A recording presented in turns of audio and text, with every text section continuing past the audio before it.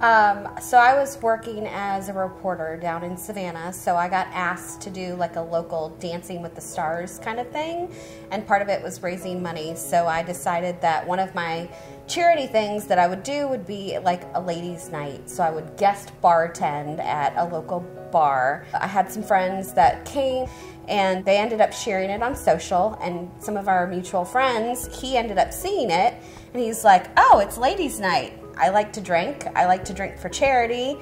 I like ladies. I like ladies. I was the first one there with one of my friends because I had said, hey, let's go drink for charity. We sat down at the bar and ordered drinks from her. I saw her and I was like, oh yeah, she's cute. She was like, oh, you're here for my thing. Wait, you're here for me. No idea who you are, and you're here to support me. Thank you very much. And so we started drinking beers and sitting there talking to my friend. And she said, you're gonna marry that girl one day. And I was like, that's all right. And he ended up going to dinner with me and all of my friends afterwards, and I was starving. I had worked all day, went directly to this guest bartending thing, and I just wanted to eat. So I wasn't very nice to him at the beginning. He was asking me a million questions, and I was like elbow deep in wings, and I just wanted to eat my dinner. I literally said, this is not a conversation, this is an interrogation. You're asking me too many questions, and you need to let me eat my dinner. Nothing like showing your true colors right up front, so he knows what he's getting himself into. He was very nice. He walked me to my car that night, and I gave him a hug. Well, you let me walk you to your car because I think you felt sorry for me. I did kind of feel bad for being rude. He did not fit into my plan. I was living in Savannah, and I was a former reporter, and you know, in that line of work, you make moves to end up in a bigger market. So that was kind of my course, and so I kind of told him up front, I'm like, I'm not gonna be here long. You know, I was at the end of my contract, and I was just kind of going month to month at that point. And he was like, cool, that's fine. And so he wasn't turned off by that at all.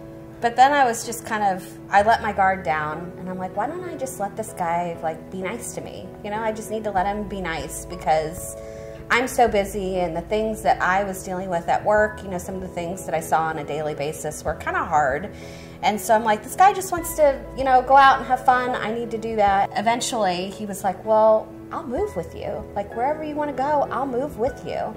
And I was like, wow, this guy is really interested. You know, that's a big commitment. That was after like 2 months of dating. It wasn't very long. It wasn't very long. Yeah.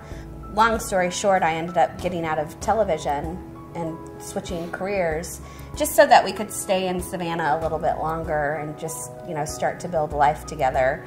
So we started that night at our friend's brewery in Savannah at Southbound Brewing Company. And I'm walking around talking to my friends with the ring in my pocket. I was like, hey, look at this. Look what I got. They're like, no way. It's going to happen tonight? It was Halloween night, too. We started at World of Beer, where we met. And so then we just bounced around and got drinks and appetizers at all the places that were important to us through the span of our relationship. And then ended up in a square, in the middle of a square in Savannah.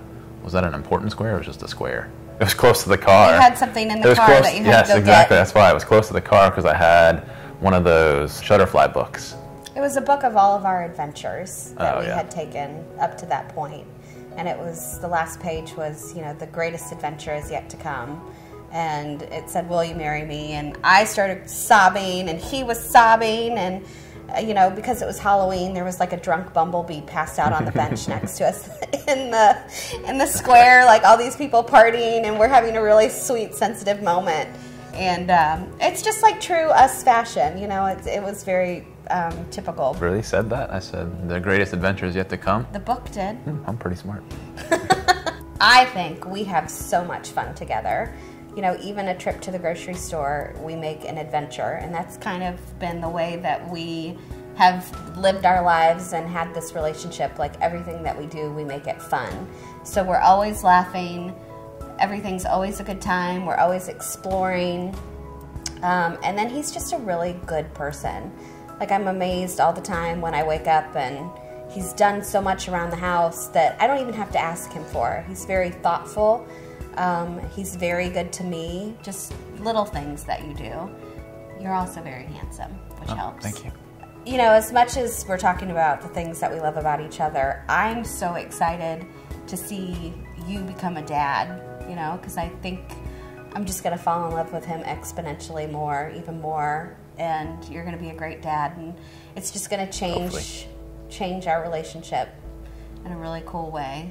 You know what I want to do with the baby right off the bat? Take him to a brewery. I bought a stroller that you can take off-roading from someone in the neighborhood here, so I can walk over to Scofflaw and with the baby. So we already have the baby all kinds of beer onesies and homegrown or locally brewed. He's going to be well outfitted to go to a brewery and hang out. No, I've told you this before, but he didn't fit into my plans. I was very hesitant to get into a relationship. And finally, it just took me to let my guard down and let somebody be nice to me and let somebody in my life.